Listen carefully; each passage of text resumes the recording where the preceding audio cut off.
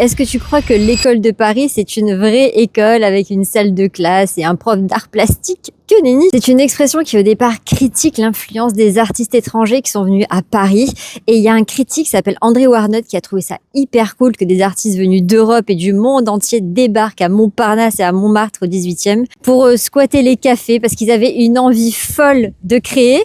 Et c'est dans ces lieux-là, des sortes d'académies informelles, qu'il y a eu des débats et des collabs artistiques de dingue. Et là, je me trouve au musée Montmartre, qui n'est autre que l'ancien atelier maison de Suzanne Valandon.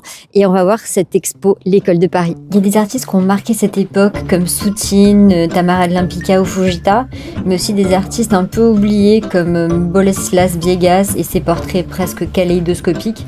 T'as des peintres qui restent quand même attachés à une forme de réalisme, avec des nus très présents dans l'école de Paris. Et l'une des muses les plus célèbres reste Kiki de Montparnasse, qui est un vrai symbole du Paris artistique érotique. Et ce que j'aime surtout, c'est l'énergie de ces artistes souvent étrangers et sans argent, qui ont trouvé dans le Paris de l'entre-deux-guerres un endroit où seul le talent pouvait vraiment changer leur vie. J'ai adoré l'expo et moi ce que j'aime par-dessus tout, c'est cette idée de venir de l'étranger dans un pays complètement inconnu, de partir de rien et d'arriver malgré tout à vivre de ton art et à faire une carrière.